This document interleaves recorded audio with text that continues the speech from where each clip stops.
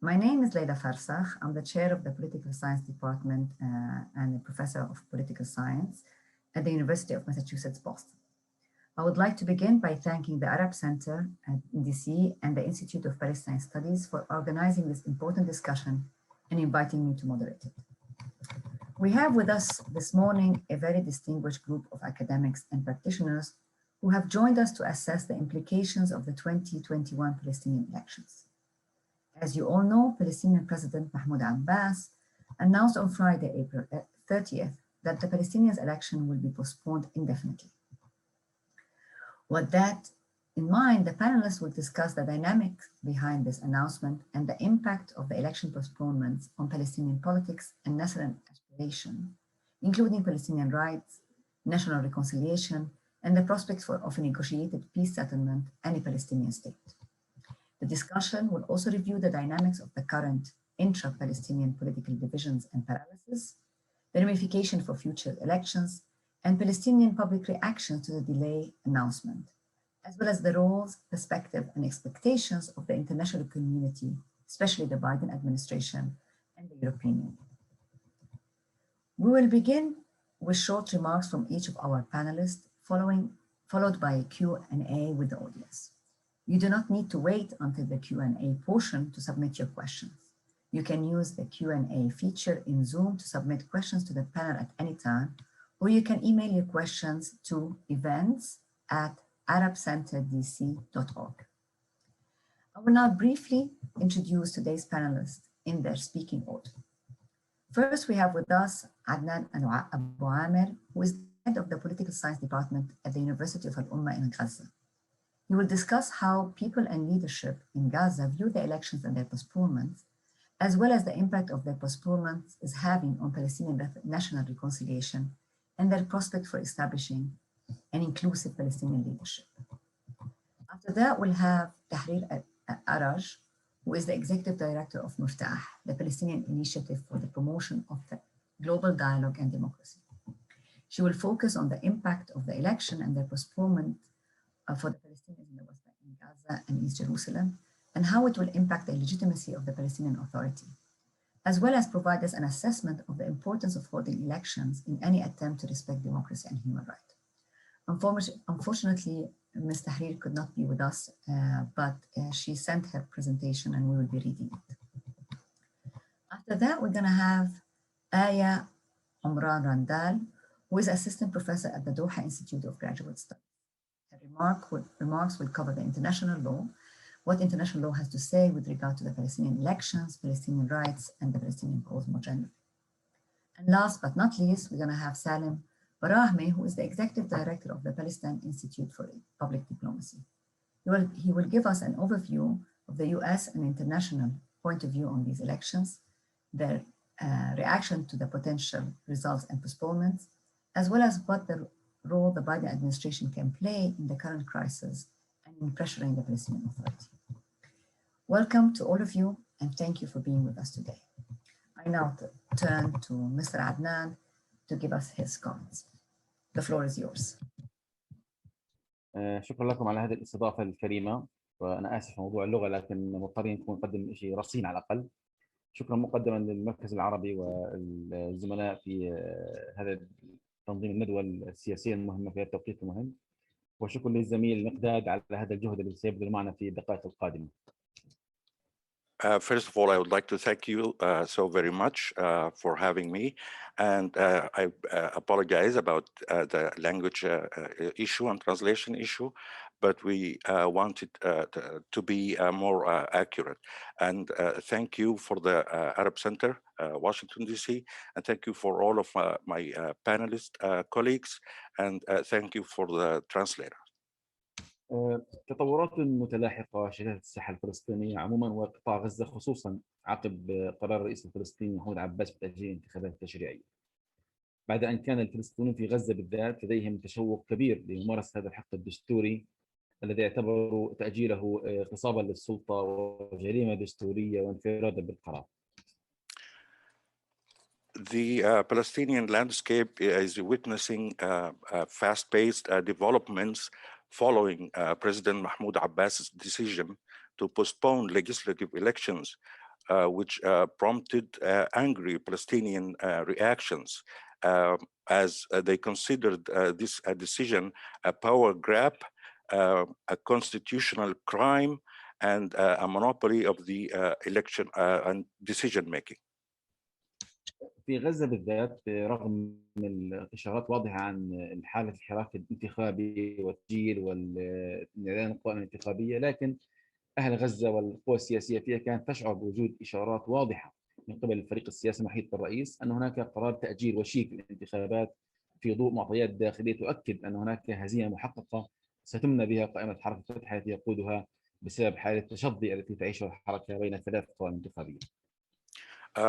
Especially in Gaza, and weeks ago, there have been clear indications by the political team surrounding President Abbas, making references to the pending decision of postponement, given a wide range of internal parameters that all indicated an assured electoral upset for the PLO list, led by Abbas, because of its state of disarray, its facing and its division into three lists.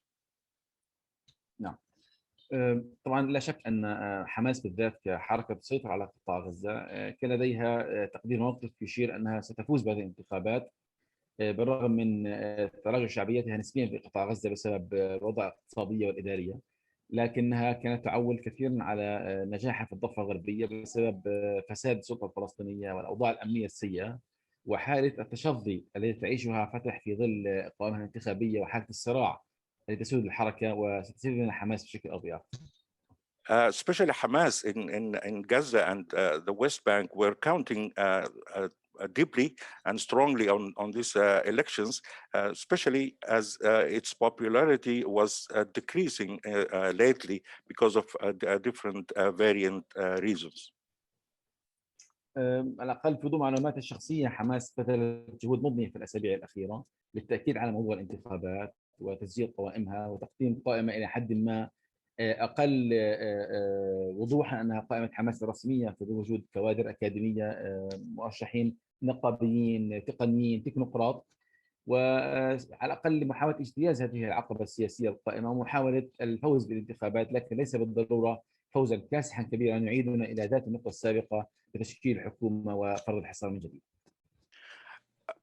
Hamas is also has been exerting very intensive efforts to register its candidates from trade unionists, from technocrats, and it's really exerting a lot of issues trying to win this time.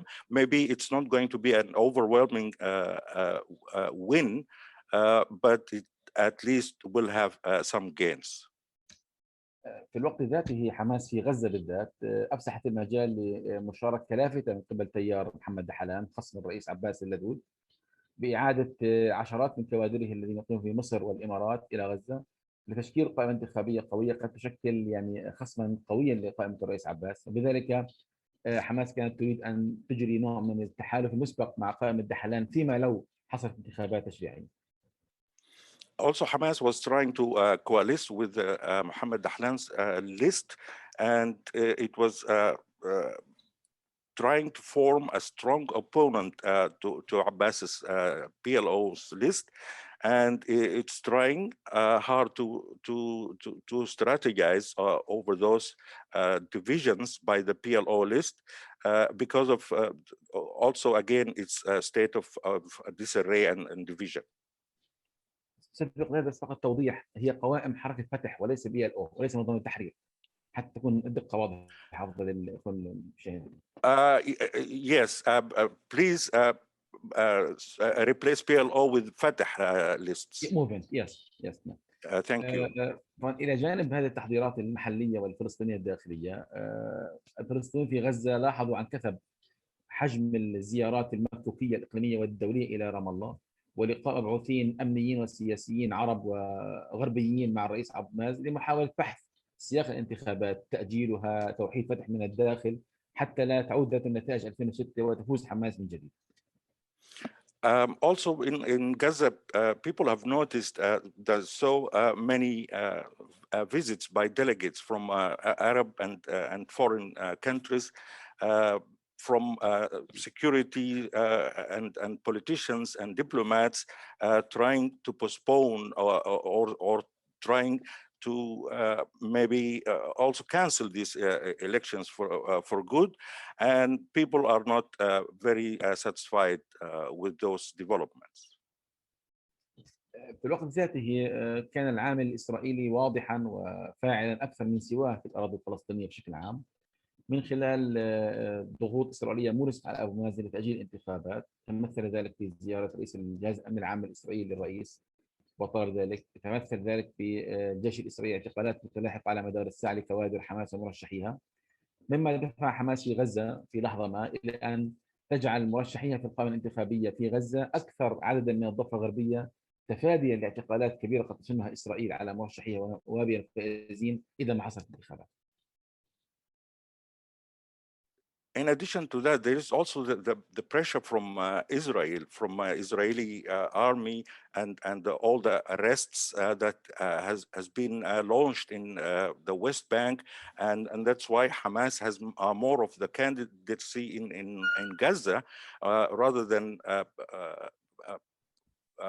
the West Bank because of these Israeli operations and the pressure that Israel is putting on the election as a whole.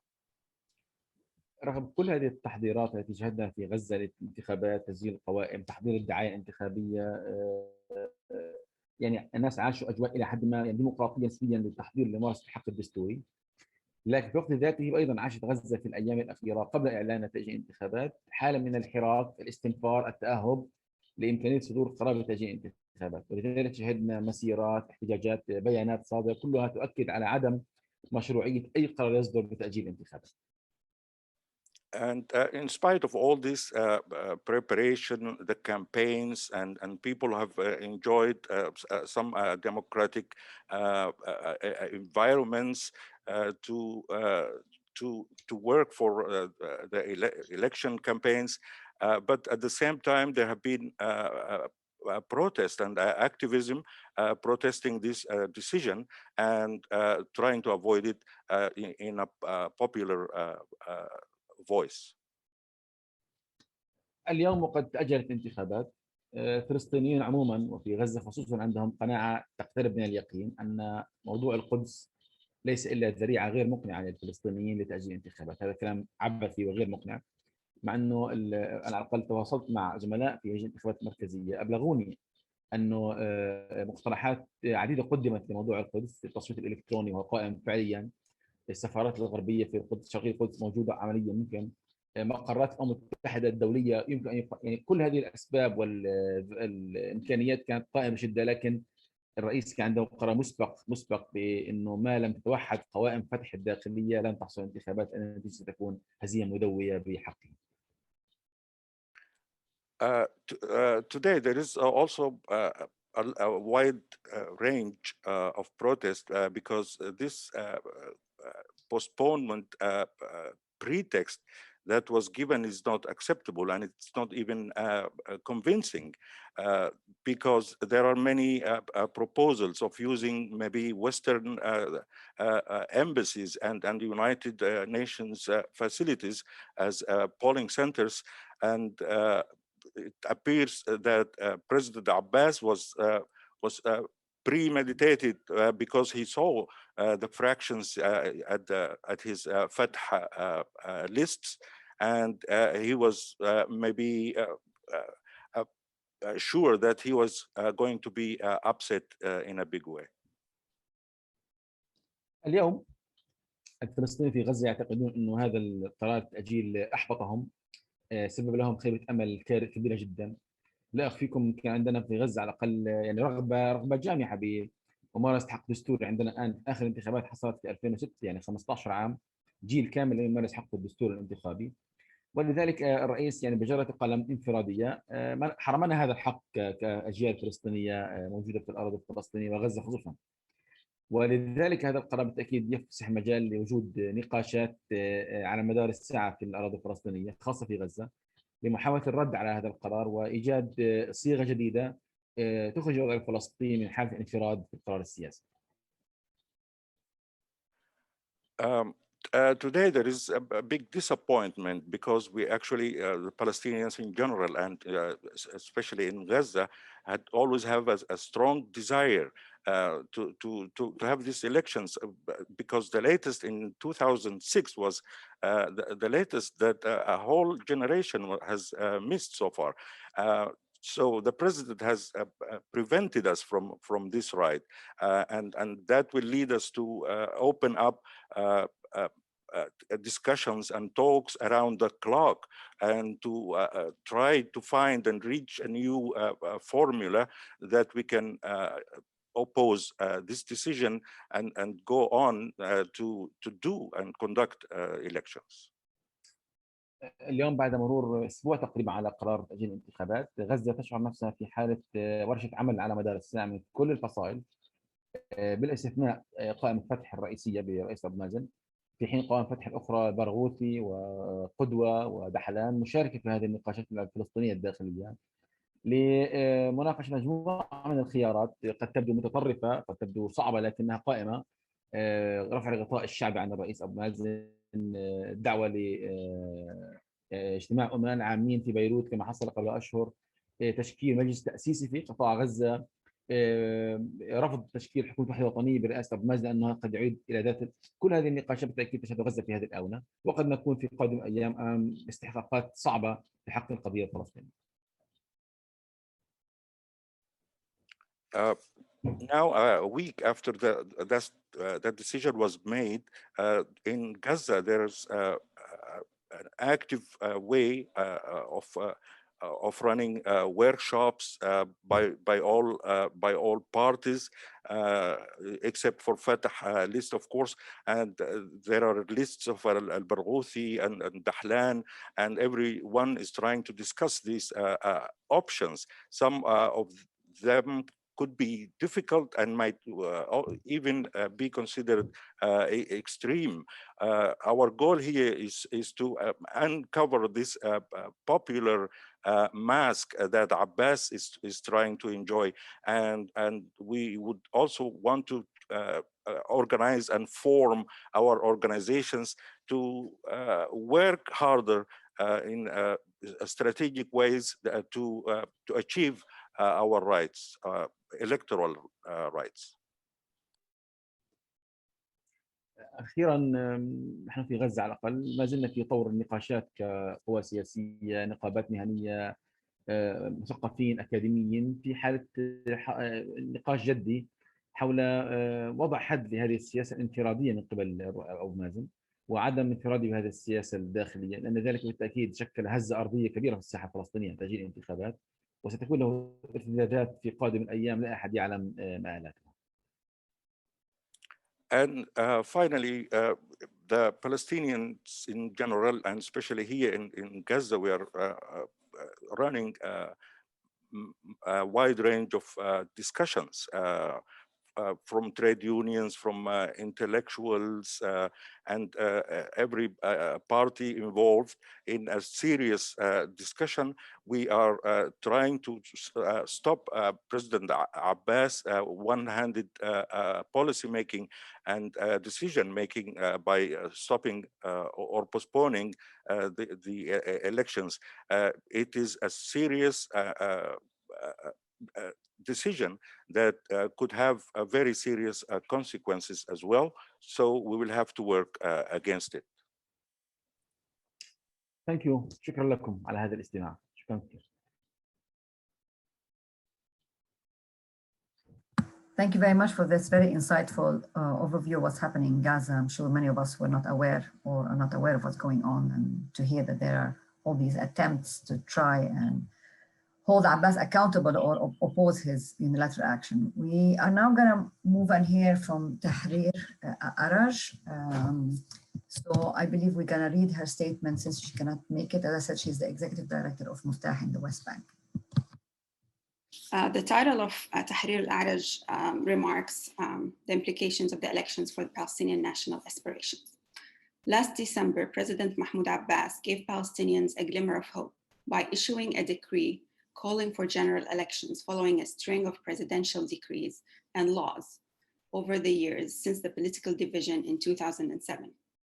The elections decree came on the heels of an agreement between Palestinian political parties and factions aimed at resolving outstanding issues and ultimately ending this division through the ballot box. However, this glimmer of hope soon diminished when, just before election campaigning were about to start, President Abbas issued yet another decree postponing the elections, thereby undermining the reawakened desire of the people to exercise their democratic rights and choose their representatives. What do the elections mean to the Palestinians in the West Bank and Jerusalem? For Palestinians in the West Bank, the elections mean an end to the vicious legal state in which Palestinians live, both at the individual and collective levels. This is an opportunity to achieve a few points, and I will read 8 of them.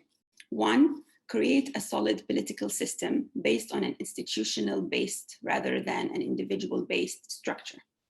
2, create representatives of the Palestinian people that are capable of legislating laws and ensuring the rule of it, and revising and redirecting budgets to tackle the needs of the different sectors, especially in the less advantaged areas. And 3, end the state of exclusivity in governance and the blurred lines between the 3 branches of power, legislative, executive, and judicial, and return to the separation of these 3 powers, so there is no overlapping in duties or authorities. At present, it seems as though the president is in full control of these 3 powers, especially after the laws by decree and the subsequent appointments in the judiciary. This will effectively end the concept of law by decree that took the place of legislation, becoming the norm rather than an emergency measure. 4, the Palestinian Legislative Council elections for those living in the West Bank is an opportunity to stem the encroachment of clearly policy-aligned capital, establishing solid groundwork to jumpstart this change towards a fairer distribution of resources. 5, if presidential elections are held, there will be a chance for us to at least have a legitimate president voted in by the people. Most likely, this will be a living ex-president. The Palestinians have not experienced anything like this before. The Palestinian National Council, the PNC, is a framework encompassing all Palestinians, both in Palestine and in the diaspora. And this is an opportunity to rebuild this council so it can play a role in breathing new life into the PLO, the sole and legitimate representative of the Palestinian people. 7, as for Jerusalem, the election is an opportunity for Jerusalemites to interact with and be involved in Palestinian politics, and under different circumstances than in the West Bank and Gaza Strip. This is due to the Israeli occupation on the ground in Jerusalem, which it considers the capital of Israel. The elections would have been a chance to restore the Palestinian political connection, even though the national connection and the common destiny of Palestinians have never disappeared. The elections, or the attempt at holding them in occupied Jerusalem, would have at least returned to the forefront the concept of Jerusalem or East Jerusalem as the capital of the future Palestinian state, in accordance with international law. This would have been imposed at least on Israel and would therefore have reminded the world of its responsibilities in this regard. The postponement of the elections in this fashion is a full submission to Israel's refusal to allow elections in Jerusalem, in violation of the agreed upon signed agreements between the 2 parties concerning these issues. 8, hopefully this postponement would have at least brought to the forefront the reality of Israel's occupation of Jerusalem and the urgent need to find a political solution to the conflict. It is proof that political actions must start from the bottom up, that is, liberation from occupation first, rather than the other way around. For Palestinian citizens concerned with social affairs and laws, the elections would have been an opportunity to put laws back on office desks and not inside the drawers of government or the president's office. For example, A law by decree on cybercrimes was issued, yet a law by decree on the right to access information was not. And this is a major step in combating corruption for press freedom and the freedom of opinion and expression. Other examples include the law by decree that should be issued for the family protection law, which is extremely important given its provisions ending impunity and reducing sentences and punishments, thus eliminating bias and offense against issues pertaining to the family. The lack of ratification of a Palestinian penal code should also be mentioned, especially that in the West Bank, the Jordanian Penal Code of 1960 is in effect, while in Gaza, the Egyptian Penal Code of 1936 is the one in effect. Both are outdated and do not express the specificities of developments in the Palestinian society. Same goes to the personal status laws. Now I will move to speak about the legitimacy of the Palestinian Authority and the election process. I'll be making 3 points with this regard. One, the Palestinian reality is this. The Palestinian Legislative Council's term is over. It was dissolved by a presidential decree under the guise of the Constitutional Court, which was appointed by the president. This council or court only convened a few times and without any impact until the division occurred in 2007. Mahmoud Abbas was elected as president in 2005 after the death of the late president Yasser Arafat. Till this day, he has been the head of the Palestinian political system, that is a total of 16 years, which are 4 presidential terms without re-election and renewing his legitimacy by the people, who are the source of power. 2, simply the 3 branches of authority do not have legitimacy. The executive authority, according to the Palestinian Basic Law, shall respond to the legislative authority for all the necessary requests, whom can hold them accountable to any violation. However, the executive authority, both the government and the presidency, have clearly and blatantly infringed on legislative jurisdictions, while the presidency took on the duty of legislation. The government, meanwhile, assumed the task of passing budgets and distributing resources. As for the judicial authority, it is not in a better shape. The laws by decree issued by the president at the end of last year and the beginning of this year put the judiciary in the hands of a few of President Abbas's close acquaintances.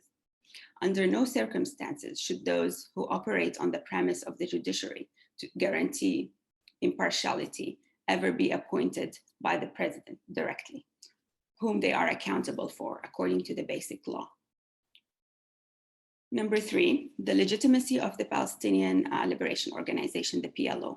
The PLO is the undisputed sole and legitimate representative of the Palestinian people from a political aspect. However, the overall framework of the PLO, which stems from the PNC, the Palestinian National Council, cannot remain based on a quota system among the parties that comprise the PLO without consideration for the changes on the ground with the establishment of new forces or the semi-disappearance of old ones. It is unacceptable that the PLO has remained this long without the representation of over 40% of Palestinians who do not believe in the representation of the PLO factions anymore. This is in addition to the results of the last election and opinion polls on these postponed elections that point to similar sentiment. What is required is the consensus of all Palestinians so the PLO can regain its true status as a clear and unequivocal representative of the Palestinian people everywhere. And the last section of my remarks have to do with the impact of the elections on freedoms and human rights. And here I have 4 points. 1, democratic election is a legitimate right and a constitutional entitlement and duty of all authorities that adopt a democratic system. This should carry out periodic elections on set dates with no postponements unless under extenuating circumstances. What is happening in Palestine is considered a violation of human rights in this regard. How can a system based on the Basic Law that clearly states the significance of holding elections be a system without the transfer of power through the ballot box, thus be transformed into a quasi-kingdom where powers are in the hands of the president? 2, In previous years, specifically after the intra-Palestinian division, we have noticed certain indications pointing to the rise of a police state based mostly on its security forces. This is something we have strongly warned against, the lack of legitimacy and the overall lack of satisfaction to everything happening, ultimately allowing for a state of security chaos in one way or the other. This is because there are no avenues for democratic and controllable change, consequently allowing security forces to infringe even more on freedoms. This is evident from the repeated shootings, in addition to the lack of control over several areas in the West Bank, categorized as Area C. And that creates a dark picture that does not bode well for Palestinians if things remain the same. 3, we are experiencing a constant renewal of the state of emergency because of the coronavirus pandemic. However, we should be concerned about the extension and re-extension and announcement of the state of emergency for over a year without legal justification and in violation of the basic law. There were no tangible measures on the ground pertaining to the pandemic that would clearly show the benefits of keeping the state of emergency. 4, the topic that has most caught the attention of the public recently has been the COVID-19 vaccines. From the moment they arrived, the public has been preoccupied with how they were distributed, with those affiliated with the government brazenly receiving them first. This culminated in the open declaration by the Minister of Health, saying that vaccines were basically administered to officials. In a system that has the means and mechanisms for inspection, it should follow up and hold the wrongdoers accountable. This should, in the best case scenario, lead to the resignation of the entire government and the punishment of everyone involved. On this premise, we must all push for elections to be held, because the social contract is now one vertical direction, imposed from the top of the hierarchy downwards, without one legitimate or legal vaccine dose administered. And this is the end of Tahrir al-A'raj's remarks. Thank you very much. This is very illuminating and comprehensive with regards to why the elections are important to happen, both for the Palestinians from a political point of view as much as from a human rights point of view. So thank you very much. We move now to Aya Randall. Thank you so much. Let's talk law now, and let's just tackle things from a different angle. We're just going to retrieve the experience of the past, the previous elections, and learn some lessons from these elections and see how the legal infrastructure is not supporting really a real democratic process. So I'm going to actually tackle the topic of the Palestinian elections, the peaceful transition of power, and international law. Palestine had to go through a long political and diplomatic journey to be recognized in the international arena as a full sovereign state. In this regard, Palestine submitted its application of full UN membership on the 23rd of September 2011. However, this application was rejected by the permanent members of the Security Council. A year later, the BA submitted its application to gain the status of the observer non-member state of the UN. This application was accepted on the 29th of November 2012. Accordingly, and based on the observer non-member status, Palestine managed to accede to international treaties and conventions starting from April 2014. In this regard, it managed to accede and ratify 98 treaties by November 2020.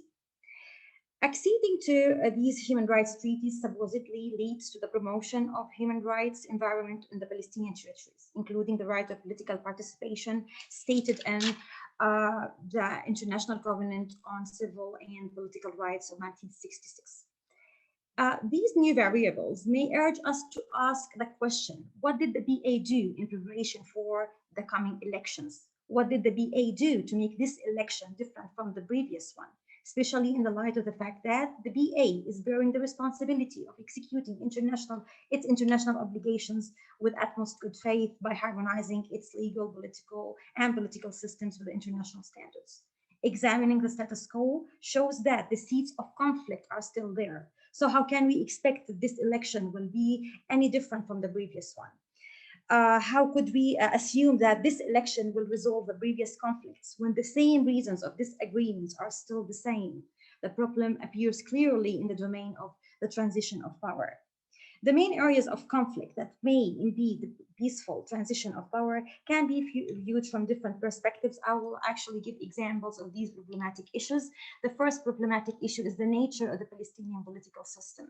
The political system can be divided, as we all know, into two main systems: the presidential political system, where the president of the state is the head of the executive authority. The president also helped in the process of forming government, and the president is elected by people directly. The parliamentary system, where the president is elected by the parliament and the president's authorities are just merely symbolic. The prime minister is representing the parliamentary or the major parliamentary bloc, and the newly formed government also needs the parliamentary votes of confidence. The hybrid systems can contain the attributes of both systems. The Palestinian system can be classified as a hybrid system. That is, the president is elected directly by people. Moreover, it's parliamentary in terms of the fact that the government needs the parliamentary votes of confidence. This was stated clearly in Article 5 of the Palestinian Basic Law. However, when Hamas entered the political process and won the elections of 2006, the Palestinian political scene became much more complicated. This new variable raised the questions concerning the Palestinian political system, its infrastructure, and the relationship between its authorities and components. It was obvious that the hybrid and balanced political system that was introduced after 2003 is the main factor to widen the gap between the political parties.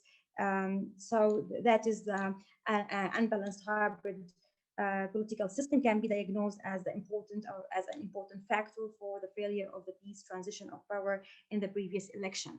The vagueness of the basic law provisions contributed to the complicating the political scene. Examples: according to Article 45 of the basic law, the president of the PA has the full authorities of selecting the prime minister. Article 46 stated that the role of the prime minister is complementary to the president's role. However, Article 63 stated that the cabinet is the major executive authority that is entitled the authority of drafting government's program.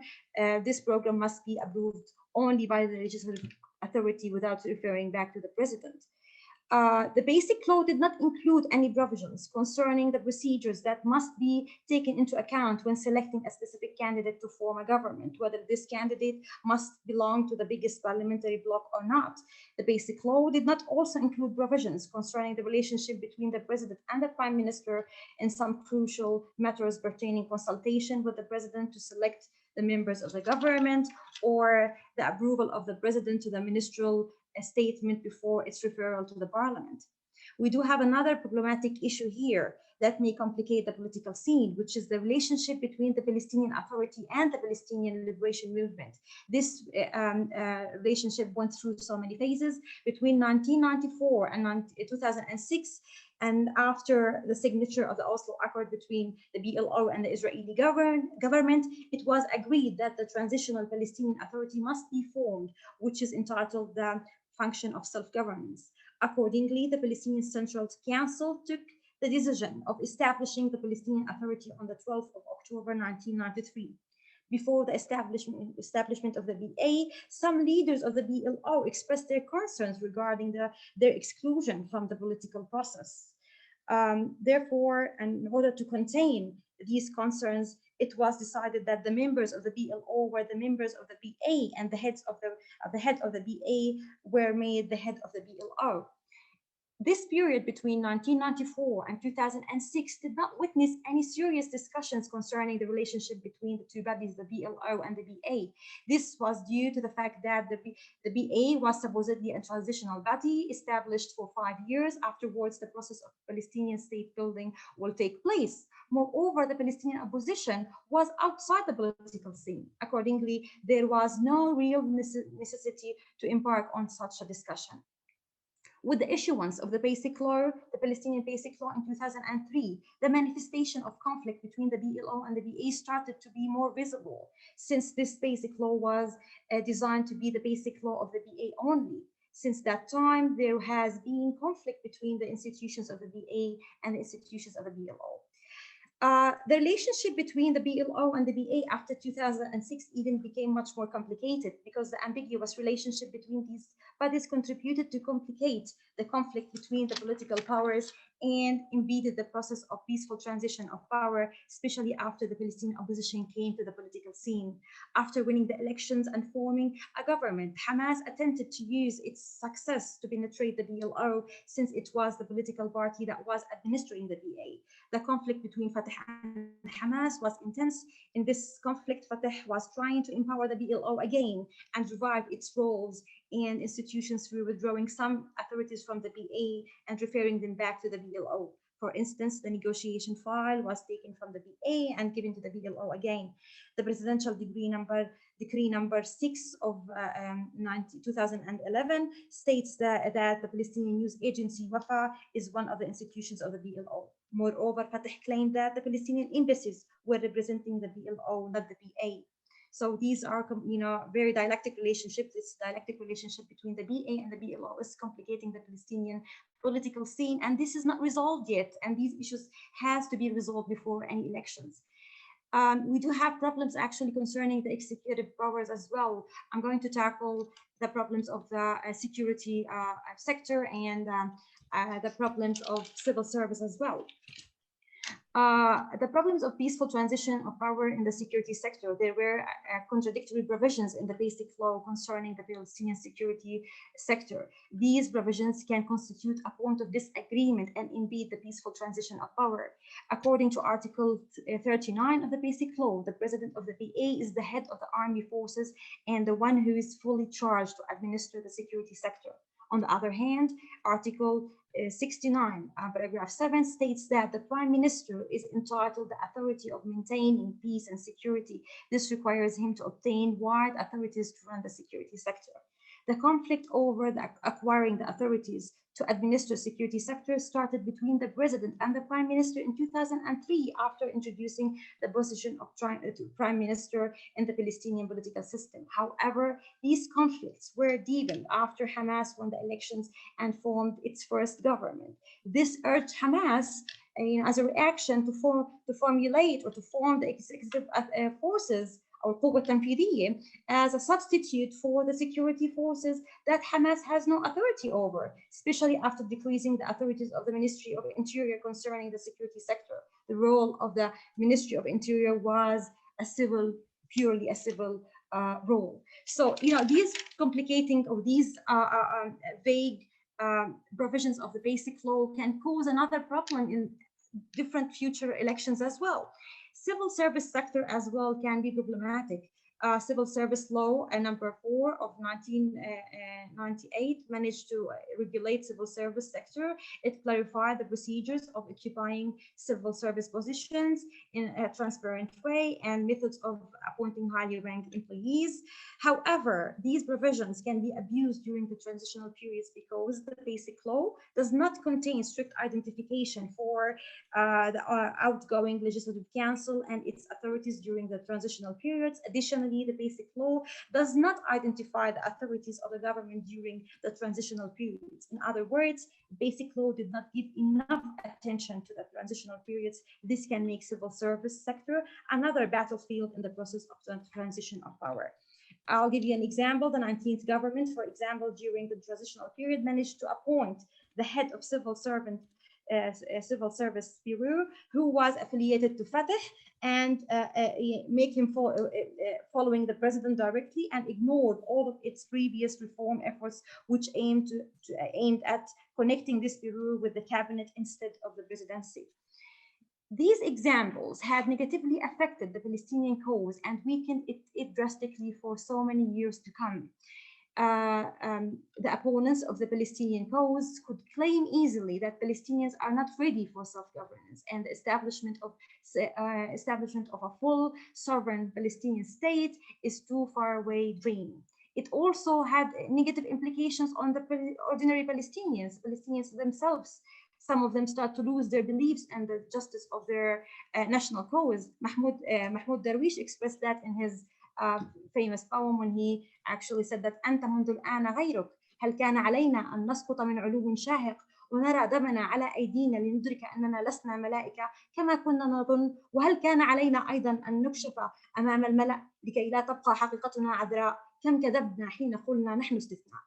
In conclusion, the real democratic process that the Palestinians are looking for is a process that contains all segments of Palestinian political segments, a real democratic process which absorbs the fact that there are new political players coming to the scene, which requires new actions, new series of actions to accommodate these variables. This comes only through adopting a legal framework that fills the current gaps that negatively affect democratic process or any future democratic process. From a legal perspective, I can say that postponing elections can be or is very disappointing. However, conducting the elections without embarking on the process of legal reform, especially basic law, can lead to more disastrous consequences that undermines the Palestinian cause. We need to push for elections, but we need simultaneously to push for legal reform for all the legal frameworks that regulate these elections. Thank you. Thank you very much, Aya, for this legal review. We'll move now to Salim, who's gonna give us an overview of the international and regional implications and factors. Thank you. The floor is yours, Salim. Thanks, Leila, and thanks, everyone. It's a pleasure to be with you. For full disclosure, I also want to say that I wear another hat. I'm a member of a group called Jil al-Tajdid al-Demokrati, which is a young group that's come together made up of young Palestinians that's trying to work towards transforming the Palestinian political system to become more democratic and representative. So I come with those views as well. But let me start by answering the question, why were the elections called in the first place? And I think as many remember, early in January, the PA, the president and his close circle were trying to court the Biden administration. If you want to look at the manner and the way these elections were called, organized, structured, and conducted, it can be very telling that they were not done to address the fundamental needs of the Palestinian people, which is to have a political system, a new political system that can act as a vehicle for our national movement, especially when we're transitioning from two different paradigms, the paradigm of Oslo, into a paradigm of apartheid, where we don't have a system that can carry us into it, allow the participation of 13 million Palestinians all over the world, offer them representation, a voice to shape their future, a national vision, and to mobilize and engage Palestinians again in a political system. That's not what was done. And if that was the primary concern, elections would have started with a reformed PNC, the Palestinian National Council of the PLO, not the PLC. The PLC at the moment has jurisdiction over 40% of the West Bank. If that's what our national movement has been relegated to, that's an extremely sad day. The PNC has never been directly elected, ever, and has always been decided by a quota system, obviously as part of a national liberation movement, but things have changed. We're in 2021 now, and there needs to be the ability to be able to directly elect your representative to a Palestinian parliament that represents the Palestinian people, in which they can have the agency to discuss and talk about where we go from now, because at the moment we're lost. There isn't a clear vision and a clear strategy. And then also the PLC election. The PLC elections, I'm part of, by the way, full disclosure, I'm part of the generation that's never voted in a national election before. I'm 32, soon to be 32. And after 15 years of repression and no space for any type of political participation, growing authoritarianism, whether it's in the West Bank or Gaza, there was an announcement of elections, and they told the people, get ready in 3 months. And this is highly problematic also because there were changes and alterations to the election law, which I think Aya will probably be better placed to discuss, but these had fundamental impact on how people could participate in these PLC elections. The average age in Palestine is 21, right? The average leadership positions within the PLO, 70. Yet there are 2.8 million potential voters in the PLC elections. 1.2 million of them were almost completely disenfranchised because of the new election laws. You had to be younger than 28 to become a candidate and run on a list. You had to, if you worked for specific sectors, you had to resign before, not when you win, you had to resign before you even participated. And then you also had to pay $20,000 to register an electoral list. I mean, who has $20,000 in this economy? So those are some of the structural challenges that were placed on people in terms of participation. Then there was the complete shifting of the electoral system. In 2006, we voted in local constituencies, the governance. There were allocated seating, then there was also mixed with national proportional representation. That was changed entirely in favor of national proportional representation, which meant if you weren't an established party with a base across Palestine, where you could compete in the big cities, there was no chance for you to challenge the powers that already held the monopoly in the West Bank and Gaza. And that's also a fundamental issue. So when you look at a population that's the majority under 30, I was extremely skeptical when the announcement happened for elections, because I saw this as a way to legitimize the same faces, the same system, to please the Biden administration and the Europeans, who could potentially negotiate on behalf of Palestinians and sign a peace deal. I mean, truthfully, that was it. But I saw people all around me from my generation extremely excited by the chance to finally be able to vote for your representative and choose and elect who can speak on our behalf.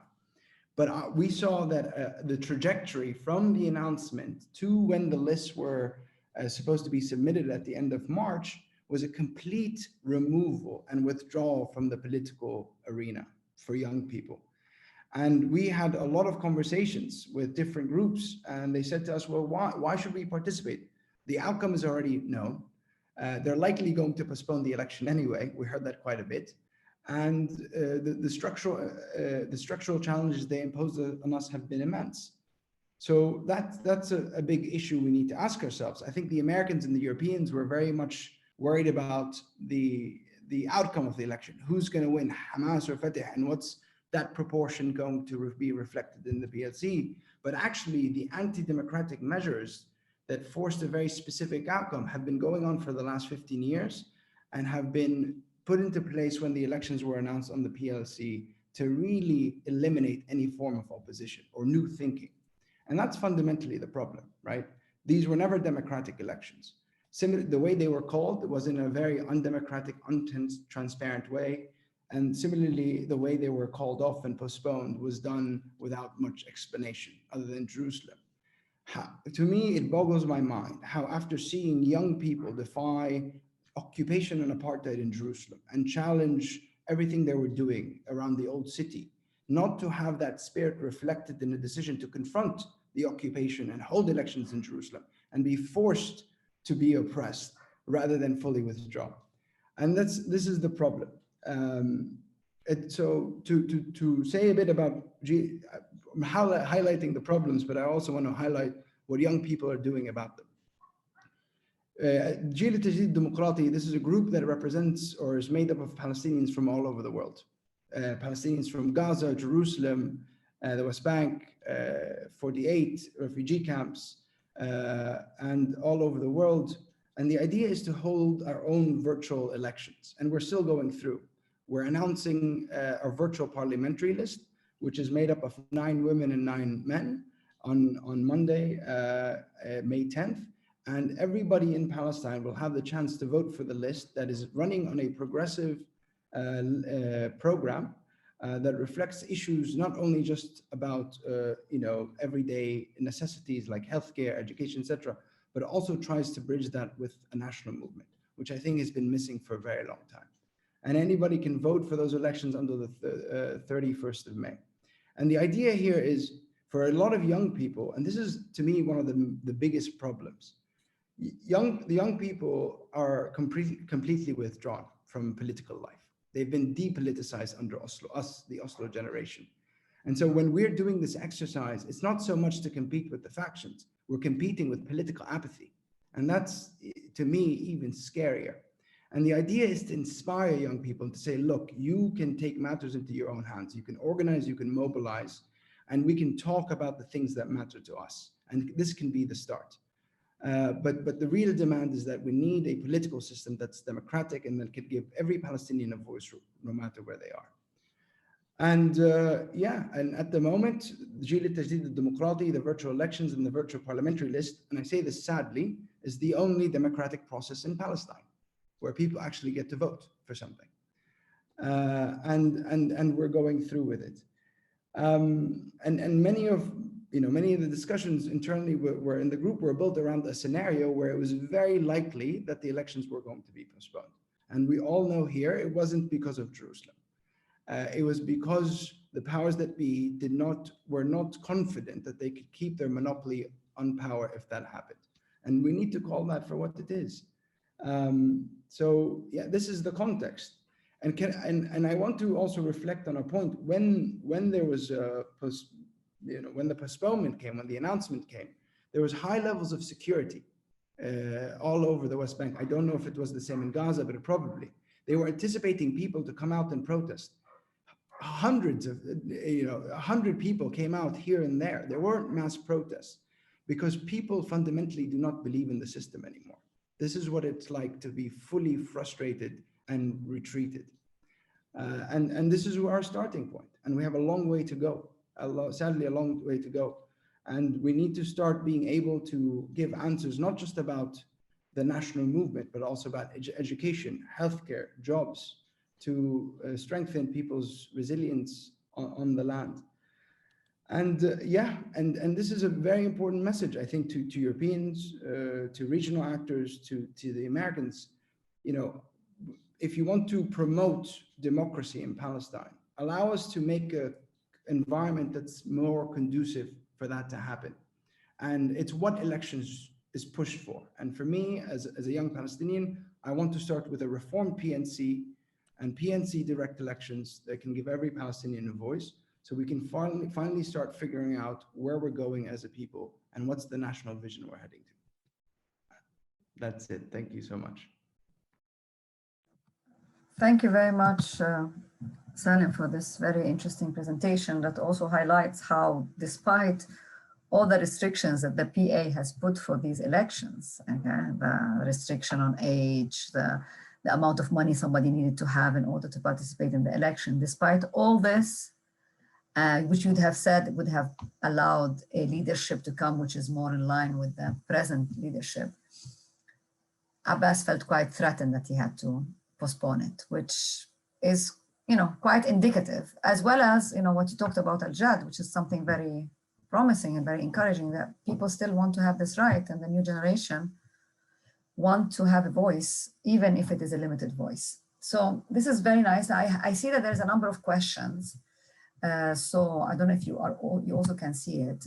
Maybe we'll start with a question which is directed to Mr. Adnan, and it was posed also in Arabic. I can read it to you in Arabic and translate it. وهناك الكثير من المحللين الإسرائيليين يقولون بأن حماس تحاول تأجيج الوضع لاحقاً لأسباب منها تأجيل الانتخابات. ما هي رؤيتكم من الداخل في غزة? The question really asks, says the following. There are some Israeli analysts who say that Hamas was trying to complicate the situation to delay the elections. What do you think is the view from inside Gaza? تفضل أستاذ عدنان. لا شك أن الوضع الأمني في الأراضي الفلسطينية بعد تأجيل الانتخابات اختلف عما قبلها، وهذه قناعة فلسطينية سائدة الآن. وهناك تقديم موقف في حماس يرى أن أبو مازن في النهاية حقق مصلحة إسرائيلية بتأجيل الانتخابات.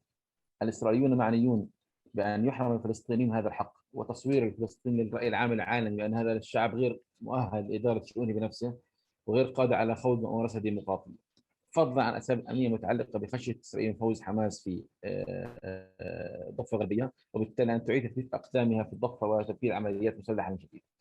لذلك يمكن لنا في قادم أيام أن نتوقع مزيد من الضغط الأمني في الضفة الغربية بالذات. No doubt the security situation in Gaza has changed a great deal. There is also, after the decision of postponement, there is a wide range conviction within the Palestinians in Gaza also because they see that Abu Mazen has achieved an Israeli interest with this decision. In addition to that, there will be also further and more of Israeli pressure in the West Bank. المتوقع في قادم الأيام أن نرى مزيد من الضغط الأمني في الضفة الغربية، تنفيذ عمليات هجمات معينة بالتزامن مع السلسلة الإسرائيلية في مدينة القدس المسجد الأقصى. ولعل كلام الأمس مسؤول كتائب القسام جناح عسكري لحماس في غزة كان غير مسبوق بالتهديد بالدخول على خط أحداث القدس والشيخ جراح إذا ما استمرت إسرائيل في ذلك. We are also anticipating that there will be many security operations, wide security operations in the West Bank and also in Jerusalem. And we have seen some of the face-off or conflicts with Kataib al-Qassam and the incidents in Jerusalem. So we will expect more of those operations and security campaigns in the West Bank. تزامن كل ذلك مع تأجيل الانتخابات بالتأكيد صب مزيد من الزيت على نار التوتر القائم أصلا. So in addition to all that, this decision of postponement have increased the incitement and added oil to the fire in the whole situation. نعم. أخ عدنان, yeah, it is worrisome what's happening. Okay, I have another question, and this one goes to Mr. Salem. He says, the impression we get here in Washington is a postponement by Hamas could not have been possible without Hamas's, the postponement of the election could not have been possible without Hamas's acquiescence. Are there any talk about a unity government between the two camps? I mean, I suppose I can open it to any one to talk about that. Maybe Ayak has something to say as well to it. Salem. To be honest, I think there needed to be agreement across the board, and I don't know the internal Hamas position. Publicly they were threatening. Maybe Adnan can say more about that. That there needs to be elections and they need to go forward. I don't know if that was a tactical maneuver to get concessions out of Fatah and the PA. But there was rumors around a unity government right after the elections were postponed, but we haven't seen anything yet. So that's all I have to say about that. Aya?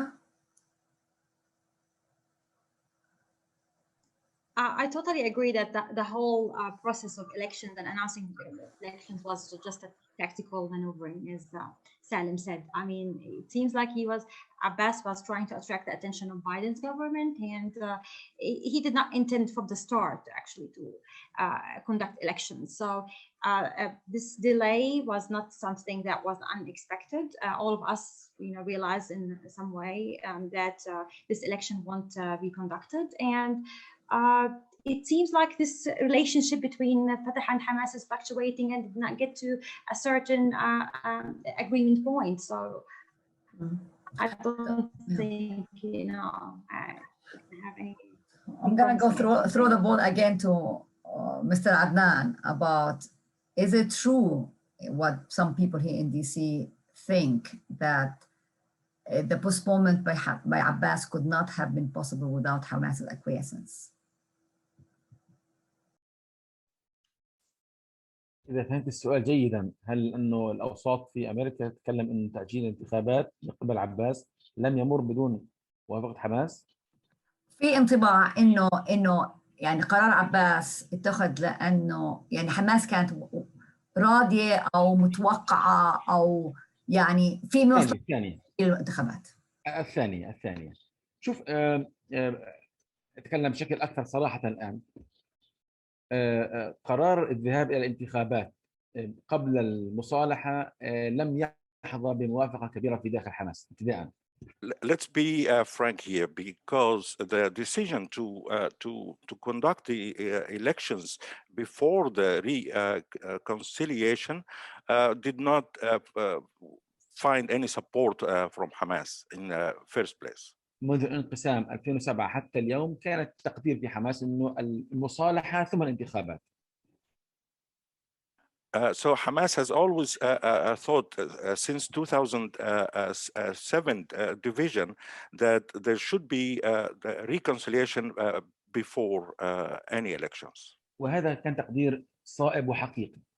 الذي حصل أن مباحثات جبريل رجوب مع صالح العاروري قيادي حماس وفتح تغلب على رأي السائد، وبالتالي لم تشأ حماس أن يعني تفشل هذه التفاهمات، لكن دون أن يكون هناك، لا أخفيكم، رضا عام على هذه القناعة الجديدة.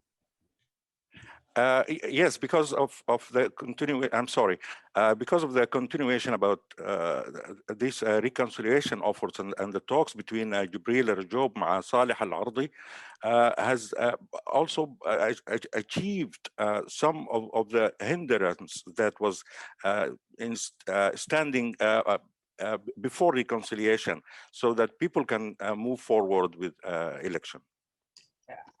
عدم تحمس حماس الكبير لهذا القرار جعلها تسجل قائمة انتخابية في آخر يومين فقط، وكان عندها تقدير موقف يشير بشكل أو بآخر إلى أنه أبو مازن سيؤجل الانتخابات. ولذلك لاحظت معي لم يكن رد فعل حماس كبيرا وصاخبا مثل قوى أخرى مثل دحلان أو البرغوثي أو سواه.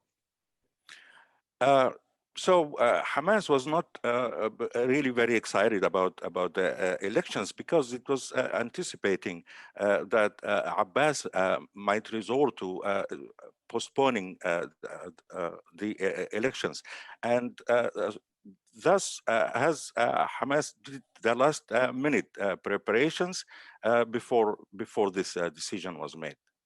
So if I can just make that what is being said is that within Hamas, there was a division on whether we should go for the election without reconciliation. And the Saleh al-Aruri line was of the opinion, let's try elections before reconciliation.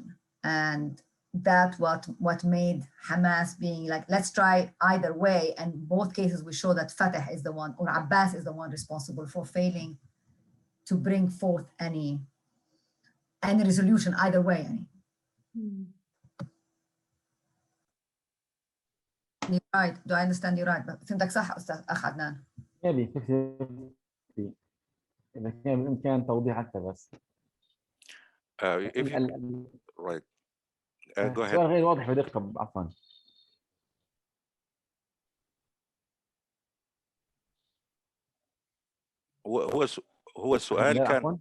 هو السؤال كان عن تأجيل أو قرار تأجيل الانتخابات أصلا، هل كان يعني متوقعا ومقبولا أو يعني كان طبيعيا بالنسبة لحماس؟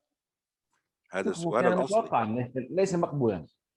يعني كان في تقدير موقف في حماس جدا على نطاق واسع من قيادة حماس إنه أبو مازن ليس جادا كثيرا في إجراء الانتخابات طالما لم يستطع أن يوحد قوائم الحركة داخليا عندهم فتح. ولكن في اللحظة التي فشلت فيها جهود yes, the decision was not acceptable by Hamas by any means, because Abbas was really not sure about the divisions and the breakups within his Fatah lists. And so it was not a surprise, but it was not an acceptable decision by no means. كان لافت انه حجم رد فعل حماس مثلا الشعبي والجماهيري اكثر غضبا من رد فعل قياده حماس السياسيه الهادئه المرنه. And we have seen also the popular reaction by Hamas followers. It was stronger than even Hamas leadership. Well, that's very helpful. Okay, I have a few questions for Salim, because people were fascinated to hear that there is a youth mobilization happening. So I have two questions for you on this issue. One is, so ask the following: does the frustration by Palestinian youth regarding elections and voicelessness cut across factional lines, as indicated by public opinions? And will it impact both Fatah and Hamas? So I'll start with this question before I go to the next one. Sure, thanks, Leila. I think a very important statistic to note here is 67% of young people in Palestine do not belong to a political faction. I think that's very clear, that shows how there's a complete withdrawal from that form of political participation that probably came much more with the generation that was, of age, let's say, during the first Intifada. I think the process of Oslo, the process of the second Intifada, and then the years that have come after it have completely removed Palestinians, I think, young Palestinians, from any type of political work. The other thing is to really note is you look at the youth wings of these political parties. I mean, even within their internal elections, I don't want to talk about Hamas because there's a bit more of a democratic internal infrastructure where there's regular elections, but a lot of the youth within Fatah, for example, haven't had the chance to even join some of the leadership councils, like the Revolutionary Council, etc. So even generations within the factions, and even the PLO factions who are under 50 have never had a chance to really serve in leadership positions or really shape the internal trajectory of these parties. So within society as a whole, and I think within even the politicized Palestinians within the factions, there's been a marginalization and disenfranchisement of youth across the board. And I think that reflects the level of frustration, and I think reflects to some extent that there weren't mass protests when the announcement decision was made. The decision for postponement was made. Everybody's is kind of retreated. Okay, another question I have for you is the following. The virtual elections planned among younger Palestinians on May 31 seem promising. Once these elections take place, what happens then? Can you say more? Yeah, so Jil Tajdeed's mission, I think, as we see it, is to transform the Palestinian political system to become more democratic and representative. And we see engagement on many different levels. In this very specific phase, we went with a virtual parliamentary list because as we laid out, it wasn't really democratic, a lot of structural challenges in terms of participation, etc. I think that the next would be to look at the PNC and trying to mobilize people around PNC reform and PNC direct elections. And I think we're also looking at municipal elections down the road. Municipalities in Palestine are central political organizing bodies that have come way before Oslo and represent a big part of our social political life. And I think many people here care a lot about the municipalities as a service providing entity as well. And it's the one they deal with on a day-to-day, whether it's within cities or more the village councils across the board. And I think it's very important to see youth engagement and representation there. So it's a long-term strategy to engage on every different level of the Palestinian political system to try to see that transformation happen. Not just a virtual parliamentary list. It doesn't end there, but it moves to also engaging in different elections depending on the context. Thank you very much. Okay, I have this question now to Aya and Ustaz Adnan. Could you please elaborate or speculate? Had the election taken place, could you share your predictions of the outcome? Maybe I'll start with Aya and then we'll... I actually seriously I don't know what to say really, but I do believe that most people here, they lost confidence in the most major parties, Fatah and Hamas, and I'm talking about West Bank here, that we lost confidence in both of them. And we just tried to look for alternatives, who's going to actually substitute both of them, because both of us actually were disappointing and led us to, unfortunately, very disappointing stage. And we are in a big trouble and crisis, and instead of just going through these dilemmas, we should think about the real problematic issues and the real crisis that facing the Palestinian cause. And after Trump, the pressure was after Trump's period, the pressure was very high. So instead of just going through these internal conflicts, we should concentrate in much more important details. And unfortunately, both of them, they just went through details. Both of them, they just wanna monopolize the authority and monopolize the control, and they just want to be in authority as long as possible, which is very disappointing. So I do believe that maybe people will just go and punish both of them through these like elections. In the first election 2006, people punished Fatah because of its corruption and thought that Hamas might be a good alternative, and it turned out to be very disappointing as well. So maybe these elections, people will just punish both of them and get with very unexpected results.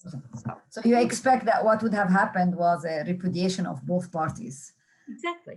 Yeah, which is very interesting. Okay, الأخ عدنان, what do you think would have, شو توقعاتك لو صارت الانتخابات؟ بتذكر ام كلثوم لسه فاكر. لسه فاكر. ما في انتخابات، ما في انتخابات. المرحله القادمه يعني احنا امام تحولات صدقا، يعني هذا مضحك مبكي والله، لكن لا صعب. يعني ما بعد قرار التاجيل لن يكون قبله. اليوم احنا عندنا معطيات شخصيه كباحثين وصحفيين انه القرار التاجيل يعني اوجد شرخ اضافي في داخل قياده فتح الحاليه اللي محيطه بابو مازن، لانه مثلا جبريل جوب اكثر خساره من تاجيل الانتخابات اكثر من حماس مثلا. جبريل عينه على الرئاسه هناك على المقاطعه، ولذلك قرار التاجيل كان بعيد عنه، يعني هو اللي اجل انتخابات ابو مازن ويعني المحيطين به، يعني حسين الشيخ وماجد فرج بشكل اساسي. ولذلك قرار التاجيل لم يكن يلزم بردا وسلاما على قياده فتح الحاليه. وحتى ابو مازن لو اعتقد انه قرار التاجيل سيكون يؤدي الى او مقتدى معي انا اسف، يكفي هكذا. اي نعم. شكرا. Thank you. This question reminds me of Kulthum's do you still remember a hit? Actually, the upcoming phase will be very transformative. Today we have these parameters of the decision of postponement that is really affecting more of the divisions that have existed before. Like Jibril Rajoub, if you can look into how more of a loss he will face, even more than Hamas. And Abbas' decision has really reinforced all these divisions and disappointments by all means. If you look at his list candidates, Ihsan al-Sheikh and Majid Faraj and others, they are really losing big time in the popular polls. التقدير الأكثر ترجيحاً هو بقاء الوضع على ما هو عليه في غزة والضفة، وبانتظار تطور خارج عن إرادتنا كفلسطينيين، وهو أنه يعني متعلق بالرئيس، بقائه غيابه، يعني أيا كان، يعني هنقول بعد قدري من السماء يتدخل الآن في هذا الحال، بس بعد بصير تغييرات جوهرية في النظام السياسي الفلسطيني. بقاء الوضع على ما هو عليه، يعني إحنا في حالة تأبيد إلى إشعار آخر. So it's more likely that this situation will be the status quo for a while, and then we will see what Abbas is going to do to make any changes furthermore. But we will wait until after this status quo is over, so we can probably move forward with in a different direction. قبل أنسى ليلى مهمة، بقاء على ما هو عليه في غزة والضفة هو حلم إسرائيل الكبير. And this status quo is actually the big dream of Israel. I do have a question for Ustad Adnan, actually. With the fact that I stated, why does Hamas expect a different outcome if it wins the elections this time? يعني موافقة حماس على تأجيل الانتخابات أو عدم، خلينا نقول عدم غضبها الكبير. حماس في الضفة الغربية أكمل؟ أي صوت كان بقطع شوية. ماشي. أنا أقول إنه موافقة حماس أو عدم غضب حماس الكبير على تأجيل الانتخابات يعني قد يكون انه الى حد ما لم تكن حماس منذ البدايه متشجعه لذهاب الانتخابات في هذه الاوضاع. هي في غزه في حاله حصار اقتصادي وتخشى من شعبيتها المتراجعه الى حد ما، اقتصاد وحصار واوضاع صعبه. في الضفه الغربيه ليس حضرتك ادرى مني يا ايه وسالم في الضفه، حماس في الضفه غير موجوده عمليا يعني ما في تنظيم ولا تحركات، صح في تضامن تعاطف معها لكن على الاقل ما في اطلاقا يعني تنظيم يقود حمله انتخابيه. ولذلك قد يكون جاء قرار التاجيل الى حد ما، يعني ابو مازن اخذ يعني باللغه العربيه الفصحى العاميه سواد الوجه قدام الفلسطينيين، وحماس الى حد ما لم تكن يعني متشجعه من البدايه هذا الموضوع. It's actually this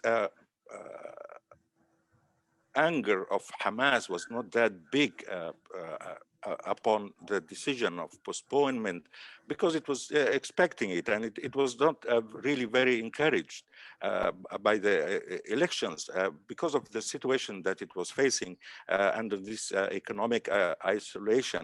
It also didn't have much of an existence in the West Bank, and it wasn't really hoping or anticipating any electoral wins in the West Bank rather than Gaza as well.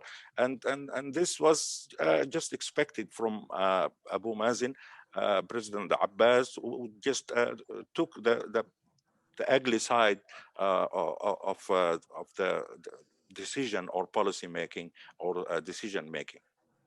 Okay, can I ask a question to the participant about the 36 lists?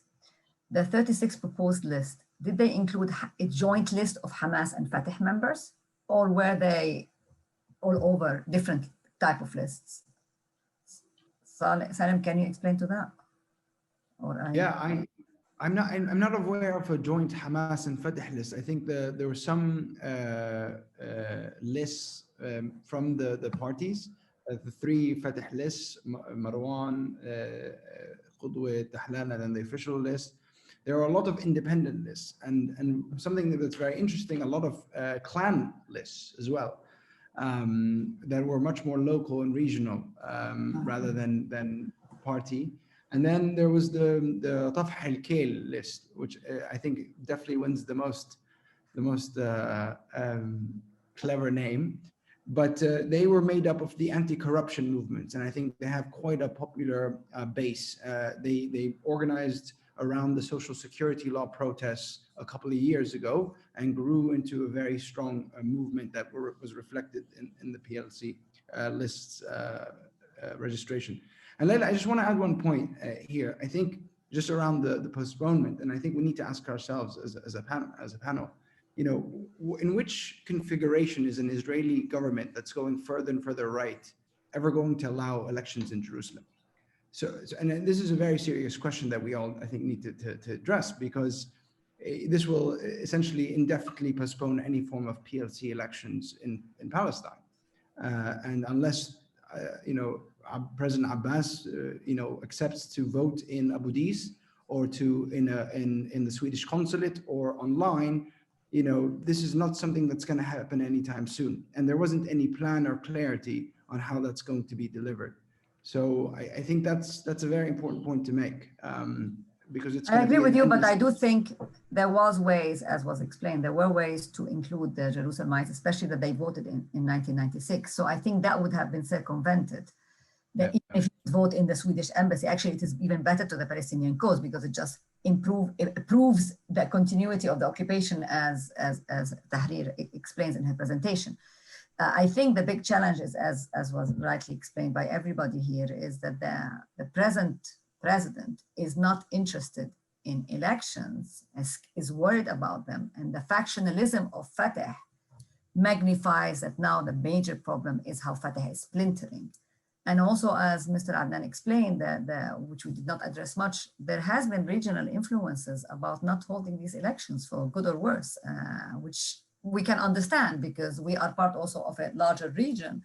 We had the Arab uprising 10 years ago, which were all about participation and voting. and having a voice. And if now we start with the Palestinian electing, what would be the reverberation on the rest of the Arab world? So I do think the regional dimension is important to explain part of why this has been postponed. The question will be how viable this is going to be in the future.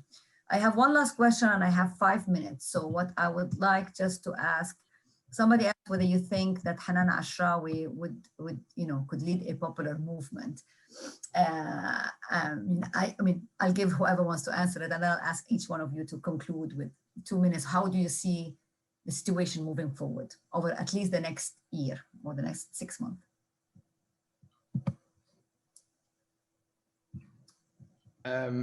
Maybe as someone who worked for Dr. Hanan Ashrawi at some point in their career, I can say that her resignation, I think, partially was made because the system was no longer reflecting any form of democratic process internally, and it culminated in where we are today.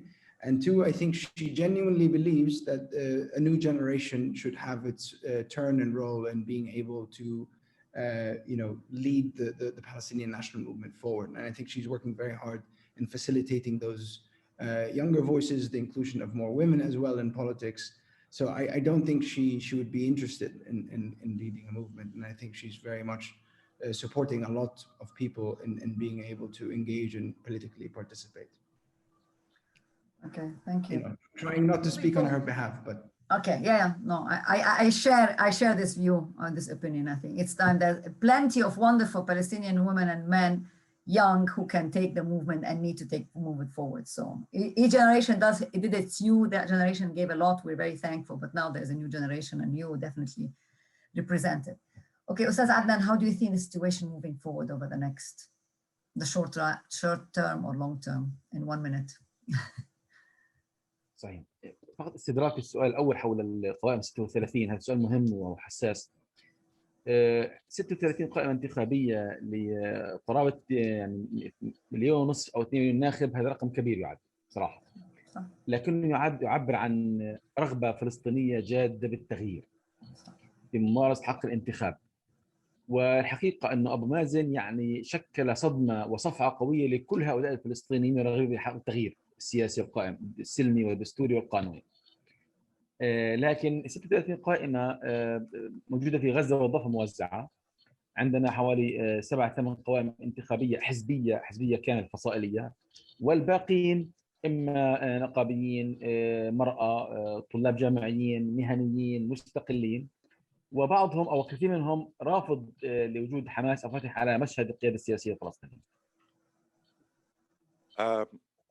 Let me first speak to the question of the 36 lists that I think is a very big number for 1.5 million voter or more, because Palestinians had really a very strong and serious desire to do these elections. And speaking of the lists in Gaza, we have like 7 or 8 party lists, but many others are either lists by the trade unions, by women organizations, by professionals, or independent candidates.